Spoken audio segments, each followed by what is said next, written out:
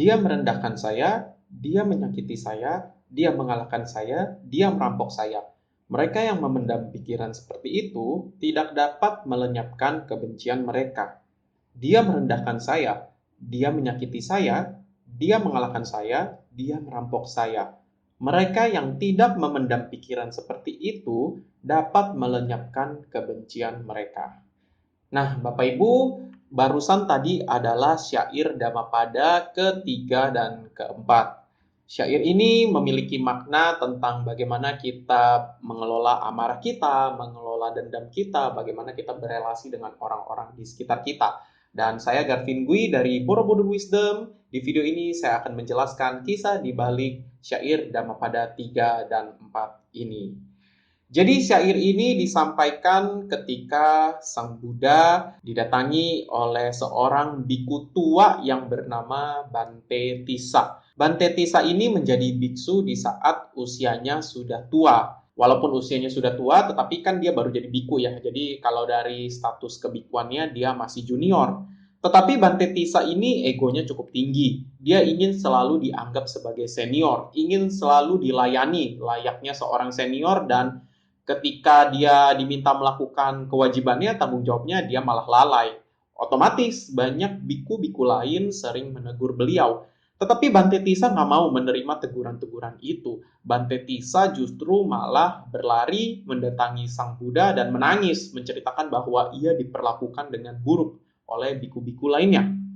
Dan pada suatu hari, Bante Tissa berselisih lagi dengan para biku dan lagi-lagi dia berlari mendatangi Buddha sambil menangis terseduh-seduh. Buddha nanya dong, ya kenapa Bante Tissa? Kenapa Tissa? Kenapa engkau menangis terseduh-seduh? Wah, melihat ini para biku berpikir, wah ini nggak bisa nih Bante Tissa ceritain ke Sang Buddha dari satu sisi saja. Kita juga harus ikut menghadap Sang Buddha nih, biar ada dua perspektif ya, biar nggak berat sebelah. Dan kemudian para biku itu datang juga. Nah, melanjutkan pertanyaan Buddha sebelumnya, Bante Tissa menjawab, wahai Buddha, biku-biku yang ini tadi menyakitiku, mereka mencelahku, makanya aku merasa sedih. Lalu biku-biku ini menjawab, wah Buddha tidak benar, tadi dia duduk saja ketika kami sedang datang gitu. Buddha bertanya kepada biku Tissa, ya, Tissa, apakah engkau mengetahui ketika biku-biku senior ini datang? Iya, saya tahu, Bante. Apakah engkau berdiri dan menghormat, menyapa ya? Saya tidak melakukannya, Bante. Apakah engkau juga menawarkan diri untuk membantu mereka membawa barang-barang bawaan mereka? Saya tidak melakukannya juga, Bante. Nah, di sini Buddha kemudian mengatakan, wah Tissa, di sini kamu yang salah. Sebagai seorang biku, ketika melihat biku-biku lain, terutama biku yang senior, kita harus menyapa. Dan juga kalau melihat mereka membawa barang bawaan, ya kita mengajukan diri untuk membantu membawakannya. Tetapi di sini Bante Tissa malah menolak untuk meminta maaf ya. Dan ini membuat biku-biku lain berucap kepada Sang Buddha, wahai Buddha, ini biku Tissa keras kepala sekali. Dan Buddha kemudian mengatakan bahwa ini bukan dalam kehidupan ini aja, biku Tissa ini seorang keras kepala, di kehidupan sebelumnya juga keras kepala.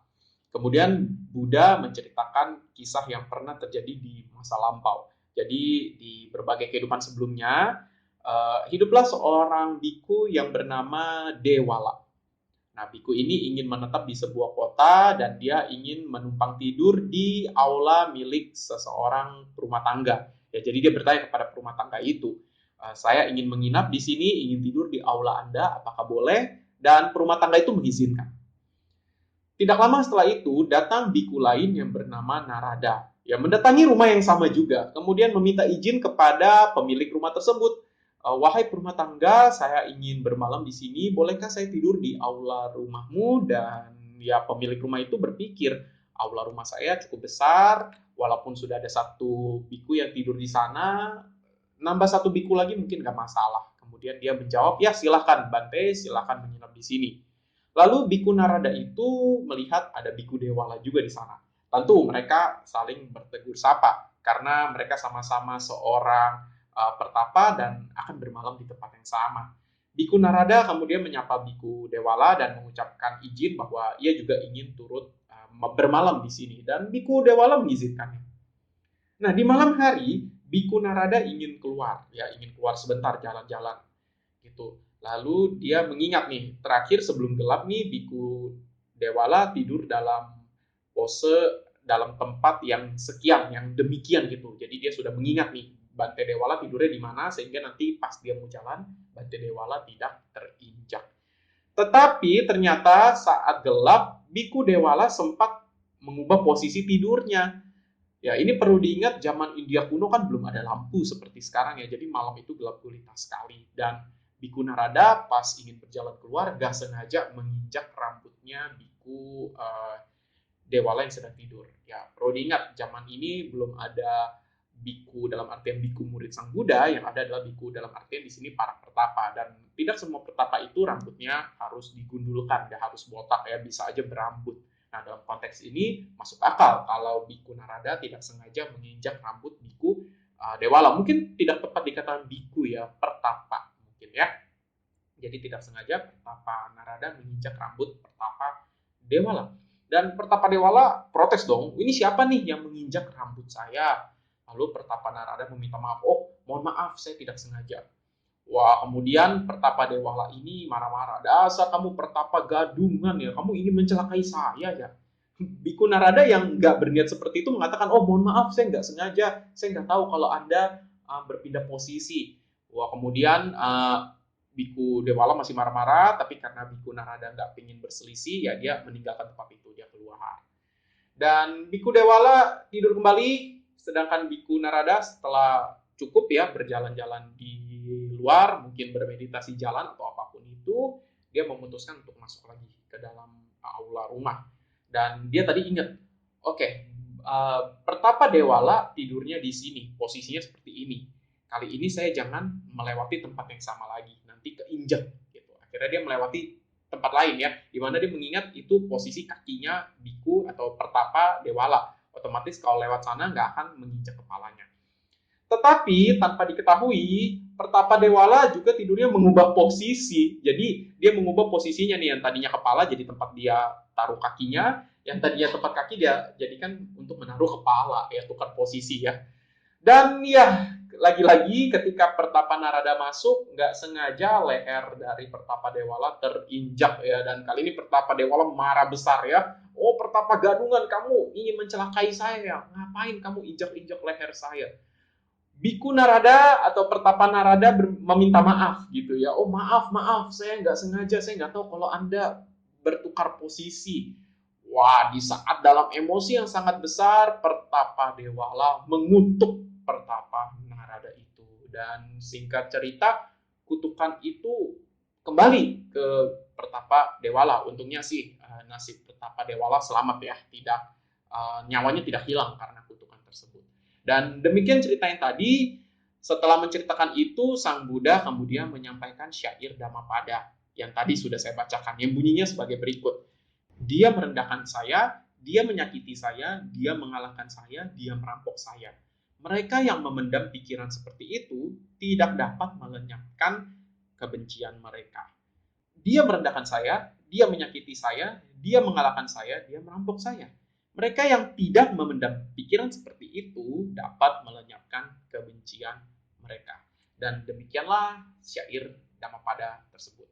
Nah, Bapak Ibu dan teman-teman, apa sih yang bisa kita pelajari dari syair ini? Sebenarnya syair ini berbicara tentang bagaimana kita mengelola rasa benci kita, bagaimana mengelola dendam kita, amarah kita, sehingga kita tidak berselisih paham dengan orang lain. Ya, di sini mengatakan, kalau kita menyimpan pikiran dia merendahkan saya, dia menyakiti saya, maka kebencian gak akan lenyap.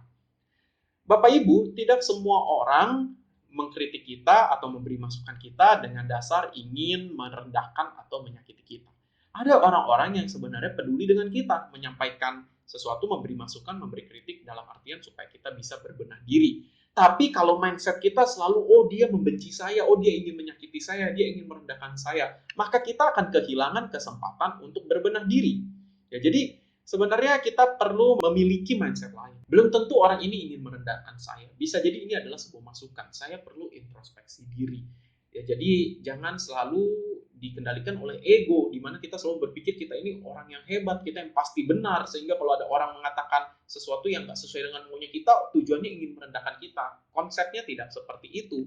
Lalu juga dikatakan, kalau kita terus berpikir, dia mengalahkan saya, wah kita akan membenci terus. Nah, kita juga perlu tahu nih, apalagi di zaman ada media sosial. Ketika melihat orang update status sedang pergi liburan ke luar negeri misalnya, wah muncul perasaan dikalahkan. Kok dia bisa lebih mewah, kok dia bisa lebih baik hidupnya, saya nggak mau kalah. Kalau memikirkan seperti itu, hidup sebagai sebuah kompetisi, wah repot. Kita jadi kehilangan momen untuk mensyukuri hidup, kehilangan momen untuk hidup di saat ini. Nah, kita perlu berpikir bahwa kehidupan ini bukan perkara menang kalah, bukan sebuah kompetisi. Dan terakhir, dia merampok saya. Kalau kita berpikir orang ini menyakiti kita, ya mungkin pada momen-momen tertentu ada orang-orang yang dengan sengaja ingin menyakiti kita ya, makanya ada kata dia merampok saya. Tapi perlu diingat, perilaku itu atau kejadian itu sudah terjadi. Berapa kali pun kita mengulangnya di dalam pikiran, tidak akan mengubah realita bahwa benar orang itu sudah menyakiti kita. Masalahnya adalah kita mau memikirkan berapa kali pun ya kenyataan itu sudah terjadi, tidak bisa kita batalkan. Itu namanya dalam psikologi adalah ruminasi, mengulang-ulang kejadian negatif di dalam pikiran kita. Jadinya apa? Kebencian kita makin besar. Ketika kebencian kita makin besar, semakin menderita. Orang itu menyakiti kita sekali, harusnya kita menderita sekali aja. Tapi karena kita terus mengulang itu di dalam pikiran kita tersakiti berkali-kali. Ya, rugi banget gitu. Dan Bante Weragoda Mahatera menulis di sini bahwa Sang Buddha menyarankan kepada murid-muridnya untuk tidak membalas, tetapi melatih kesabaran di setiap waktu dan tempat. Bahkan ketika kita mampu membalas dendam, kita juga tetap harus sabar. Jangan membalas dendam. Jangan berpikir bahwa dia sedang menyakiti saya, dia merendahkan saya, dia mengalahkan saya, dan lain-lain. Jangan balas dendam. Karena kalau kita berpikir untuk balas dendam, maka kebencian di dalam diri kita tidak akan berakhir. Jadi, Bante Weragoda mengatakan bahwa kesabaran bukanlah tanda kelemahan atau kekalahan, tetapi kekuatan. Ya, kalau kita bisa sabar, justru itu menandakan kekuatan kita. Kekuatan bahwa kita mampu menaklukkan musuh terbesar kita, yaitu ego kita sendiri. Dan bukankah hidup akan lebih damai ketika kita dapat menaklukkan ego? Ketika yang kita pikirkan bukan tentang kejelekan orang lain, bukan tentang orang ini menyakiti saya, orang ini merendahkan saya, tetapi kita ganti. Oh, orang ini punya sisi baik. Orang ini sedang memberikan masukan kepada saya. Orang ini sebenarnya nggak ngapa-ngapain, nggak ada kompetisi. Nah, mungkin kalau kita bisa berpikir seperti itu, akan lebih damai dan kita juga lebih bahagia. Baik Bapak Ibu, demikian video tentang pembahasan kisah Dhammapada ini. Semoga bermanfaat bagi Bapak Ibu semuanya. Dan Bapak Ibu yang ingin menonton video lainnya tentang kisah Dhammapada bisa klik ya video yang ada ini. Ini video-video lainnya tentang kisah Dhammapada. Terima kasih. Namo Buddhaya. Soti Hontu. Semoga Anda sehat, bahagia, dan sejahtera. Dadah.